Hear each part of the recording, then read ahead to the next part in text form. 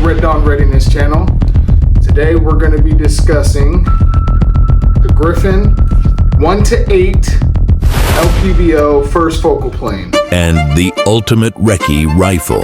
If you guys have been following my channel for a little bit, or you follow my Instagram, you may have seen that I have gone through the gamut of LPVOs. This rifle, which looks quite different than it did maybe the first time you saw it, well, it's been changed around quite a bit until I could finally get it to the point where it is now. And I don't think I'll be changing it. The one thing I would like to add is a small laser aiming module, because this is kind of my go-to. What really made it official was getting the right scope with the right scope mount, which has been kind of a long journey. I started out with a 1-10 Athlon. It's a 34 millimeter second focal plane scope. If you check out C Does on YouTube, you will see he has some of the best scope reviews out there, and he reviewed that scope. He even compared it to the Razor HD 1-10, even though that scope is feature rich, a lot more expensive. The glass clarity of the 1-10 Athlon second focal plane, which I am getting rid of. So if it's something you've considered trying, let me know in the comments or message me on Instagram. But it's fantastic scope. Like, if I was going to stay with second focal plane, that 1-10 is by far the best second focal plane LPVO I've ever seen. The eye box on it is amazing. The glass clarity is amazing. I just really wanted to go first focal plane, so I went on a journey. I started out first grabbing the Arkin 1-8 EP8, which has a lot of positives. Mainly I went with that scope because it's also a 34 millimeter tube, so it fit the Geisley scope mount that I had. And well, there were things about it I really liked and things about it I didn't really like. I will probably do a review on that, or maybe do a review comparing the GRIFFIN to that. But how I feel about this GRIFFIN, you will probably find out here throughout this video. One thing about the GRIFFIN is the reticle is very unique. I'll put a picture of the reticle up so I can kind of describe it to you. It has a chevron with some stadia lines. It is a mill reticle, but it also has BDC. So it is a one-of-a-kind designed reticle. It's probably my favorite factor on this scope. But what else I really like about it is that it's a 30 millimeter tube, and apparently, in my opinion, it does not affect its eye box because it's 30 millimeter. First of all, finding a first focal plane in this bracket for price is going to be hard to do to begin with. Second is this scope is fantastic. So let's go through some of the things I love about it and some of the features about it. One of the things is how the turrets feel is phenomenal. The turrets are probably the best feeling turrets that I've ever felt. I mean, I don't own a Night Force, I don't own a PLXC, I don't own a Razor HD Gen 3, but the turrets on this, and even the illumination reticle, which has stops in between. So as you can see, there's a 0 mark in between, so you don't have to go all the way to 12 and back to 1 and all the way around. I really do like that. It's something small. It's not necessarily needed on a LPVO, but when it is there, it's noticeable that it's nice to have. But the turrets themselves feel great. It's zeroed really well, so I zeroed it at...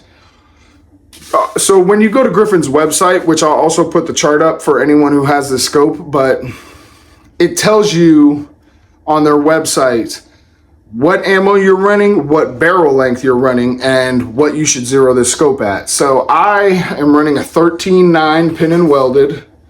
And it says to zero it with 55 grain ammo at 1.5 inches high at 100 yards. So I did that. And that day my range only went out to 375. And I'll show you a quick clip here.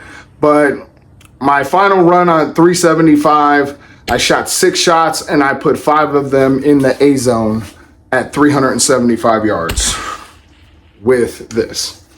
So for me, I think that's pretty darn good.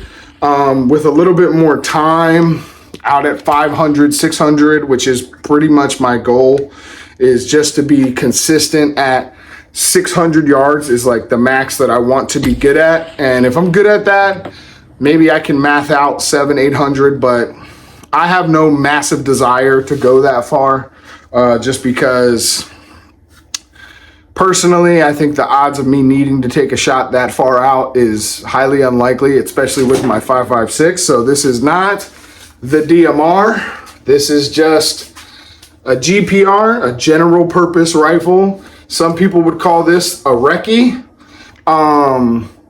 But maybe that term's overused because you may not be doing reconnaissance and you may not be doing it with a rifle.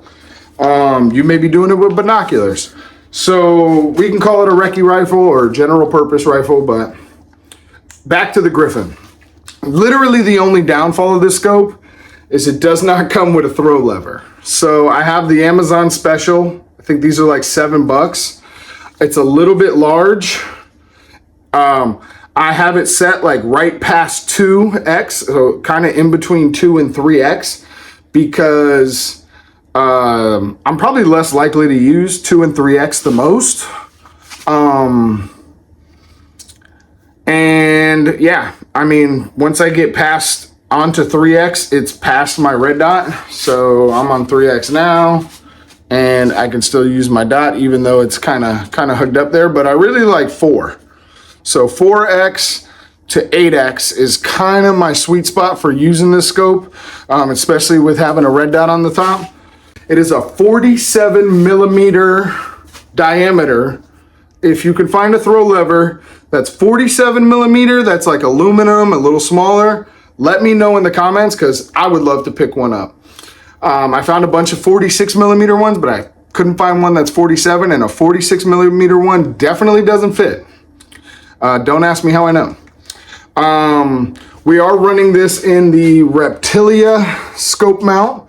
What I love about their mount, this is the 1.7 inch high mount. And what I love about that is it's extremely sturdy, extremely lightweight, and it also has the attachment for the bubble level. Is it necessary to use a bubble level all the time? Probably not.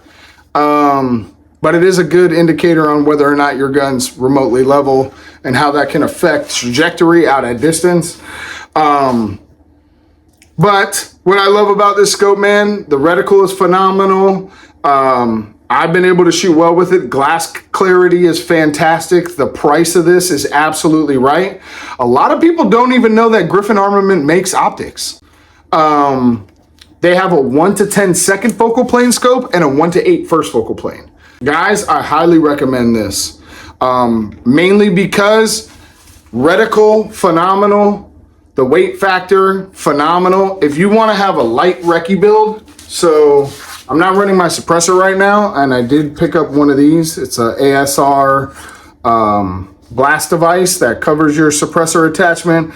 Also prevents getting all kinds of residue on your flashlights and things like that. So it'll blast everything forward and also push the sound forward. But if you want a light recce build, couple recommendations. Recce recommendations. A Griffin 1 to 8, a Reptilia mount. Also having your red dot mount built into your scope. So not adding an extra piece of metal with the scope ring that you put a red dot on. Also, this is the brand new quick detach bipod by Magpul. Huge fan of this thing. It is all polymer, so the legs are polymer, and it doesn't swivel. But if you just want to have a lightweight bipod on that doesn't really wiggle, it will never swivel around on you while it's up in the up position as well. This thing weighs nothing. So it adds no weight really to the front of my gun. So I wanted a bipod, I wanted an LVPO, I wanted that Recce build, but I went with a 13.9 because I didn't want an 18-inch. I didn't want a bulky gun. I didn't want something that's super heavy.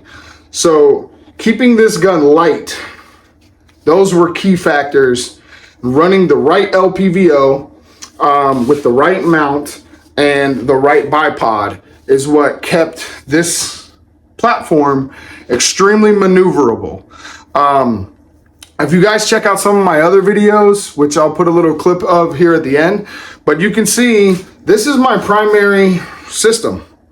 And with this system, which this is a Geisley upper, 13.9 upper on a GRIFFIN Mark II lower, B5 furniture, all that stuff, Ranger wrap, to kind of hide the black upper receiver, literally kind of make it mesh a little better. But I'm running this as my primary system. My red dot is pretty much my primary optic. My LVPO is going to be for stretching out at distances. If I need to take a quick shot, I'm taking it with my high red dot. For those of you who don't like 90 degrees, run them 45 degrees if that's what you like. I just prefer a stance like this, straight up, where I have a neck chin weld, and I don't like this. And I don't like having to bury my head into my gun at all.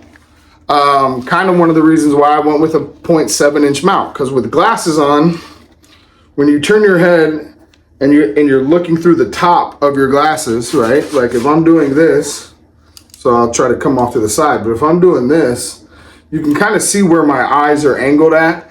And the more you can keep a level head and look straight, especially with glasses, it just seems to do good for me.